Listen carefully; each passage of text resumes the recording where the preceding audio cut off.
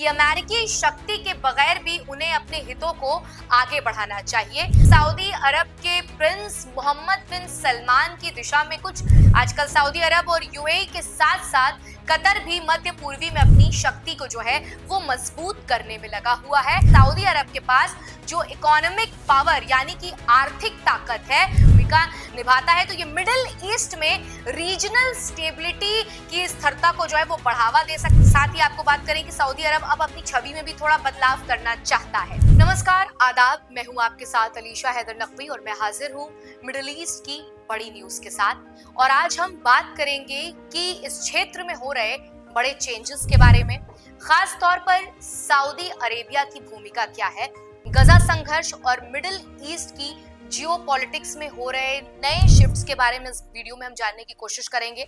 ये बदलाव ना केवल रीजनल स्टेबिलिटी पर असर डाल सकते हैं बल्कि ग्लोबल पावर डायनामिक्स को भी एक नया आकार दे सकते हैं, क्योंकि इस चर्चा में हम ये जानने की कोशिश करेंगे कि कैसे इन डेवलपमेंट्स का भविष्य पर असर होगा। सबसे पहले हाल ही में एक बहुत ही महत्वपूर्ण बैठक हुई जिसमें दुनिया के बड़े नेता एक साथ आए थे और वो बैठक जर्मनी के म्यूनिख शहर में हुई थी। यहाँ पर एक सबसे बड़ा मुद्दा ये था कि यूएस के प्रेसिडेंट डोनाल्ड ट्रंप को कैसे संतुष्ट किया जाए और उनकी नीतियों को कैसे जो है वो कंट्रोल किया जाए। ट्रंप का रूस के राष्ट्रपति पुतिन से फोन कॉल के जरिए बात और उनकी बातों ने यूरोप में जो है हलचल मचा दी है। इसके बाद कुछ देशों ने सोचा कि क्यों ना इस विवाद को सुलझाने की जिम्मेदारी जो है वो मिडिल ईस्ट यानी खाड़ी देशों पर डाली जाए।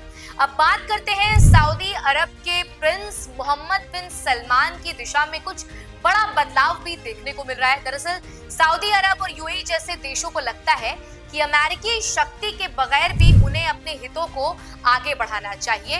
अब वो खुद को छोटा खिलाड़ी नहीं समझना चाहते हैं, अगर कुल मिलाकर ये बात समझी जाए कि उनके पास अपनी नीति हो बजाय इसके कि वो हमेशा अमेरिकी या किसी बड़े देश के पीछे चले। साथ ही बात करेंगे 2017 में सऊदी अरब और यूएई ने कतर के खिलाफ एक आर्थिक नाकाबंदी शुरू की थी, क्योंकि कतर अपनी खुद की अलग नीति को बढ़ावा दे रहा था।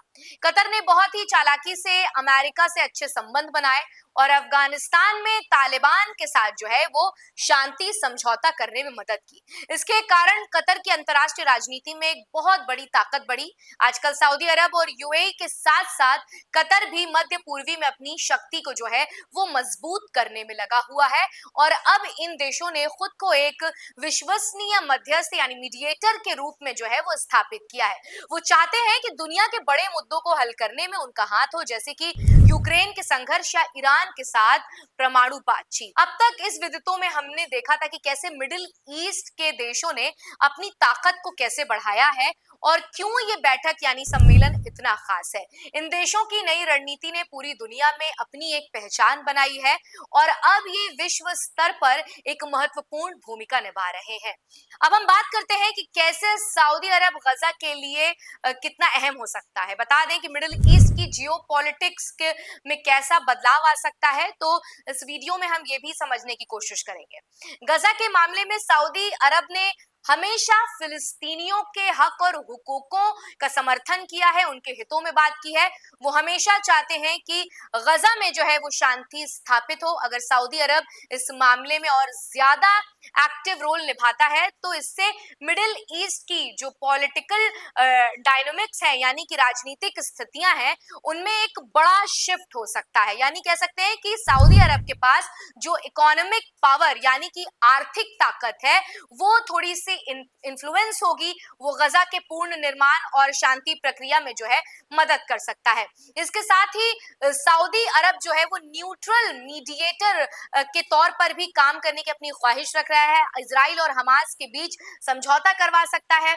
जियोपॉलिटिक्स के संदर्भ में सऊदी अरब और मिडिल ईस्ट के अन्य देश जैसे यूएई, कतर और यहाँ तक कि इजराइल के साथ भी सऊदी के रिश्ते अब बहुत ज्यादा जो है वो कॉम्प्लिकेटेड हो गए हैं।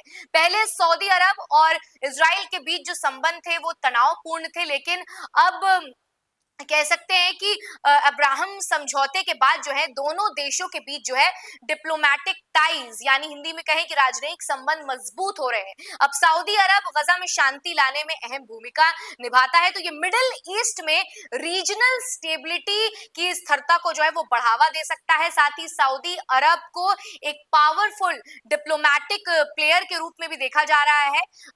साथ ही आपको बात करें कि सऊदी अरब अब अपनी छवि में भी थोड़ा बदलाव करना चाहता है। इससे मिडिल ईस्ट की जो जियो पॉलिटिकल लैंडस्केप है यानी कि भू राजनीतिक परिदृश्य में एक बड़ा ट्रांसफॉर्मेशन जो हो सकता है। साथ ही सऊदी अरब जो पहले अमेरिका और पश्चिमी देशों के प्रभाव में था, अब मल्टीपोलर वर्ल्ड यानी बहुध्रुवीय दुनिया की दिशा में आगे बढ़ रहा है। इसका मतलब ये है कि सऊदी अरब और अन्य मिडिल ईस्ट देश जो है वो सेल्फ रिलेटेड होने की कोशिश जो है वो कर रहे हैं। इससे मिडिल ईस्ट का जियोपॉलिटिकल लैंडस्केप यानी भू राजनीतिक परिदृश्य में एक बड़ा ट्रांसफॉर्मेशन जो है वो देखने को मिलेगा। साथ ही सऊदी अरब जो पहले अमेरिका और पश्चिमी देशों के प्रभाव में था, अब मल्टीपोलर वर्ल्ड यानी बहुध्रुवीय की दिशा में जो है वो आगे बढ़ रहा है और इसकी चर्चा भी हर जगह हो रही है। इसका मतलब यह है कि सऊदी अरब है और अन्य मिडिल ईस्ट देश अब अपने आत्मनिर्भर होने की जो है वो कोशिश कर रहे हैं, जिससे उन्हें अपनी रणनीति में फॉरेन पॉलिसी को और मजबूत करने का मौका मिले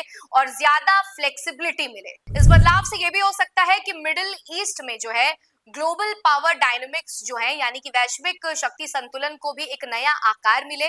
साथ ही सऊदी अरब, चीन और रूस जैसे देशों के साथ स्ट्रॉन्गर टाइज बनाने का भी मौका मिले, मजबूत रिश्ते बनाने का मौका मिले, जो अमेरिकी प्रभुत्व को चुनौती दे सकता है। जो सऊदी अरब गजा के लिए कोई बड़ा कदम उठाता है तो इससे मिडिल ईस्ट की जियोपॉलिटिक्स में एक नया मोड़ देखने को मिल सकता है और सऊदी अरब खुद को एक मेजर प्लेयर यानी मुख्य खिलाड़ी के तौर पर भी देख सकता है। यानी कुल मिलाकर इस बैठक के बाद एक बड़ा चेंज तो देखने को जरूर मिलेगा। अब आगे बताते हैं कि सऊदी अरब है और जो मिडिल ईस्ट है वो कैसे अपने इस पूरे सिनेरियो को चेंज करता है और एक बिग पिक्चर के तौर पर कैसे तमाम चीजों को सुलझाने की कोशिश करता है। फिलहाल आज के इस वीडियो में इतना ही। आपको हमारा ये वीडियो कैसा लगा कमेंट सेक्शन में लिखकर जरूर बताइएगा और ऐसी तमाम अहम जानकारियों से जुड़े रहने के लिए बने रहिए डीएनपी इंडिया के साथ।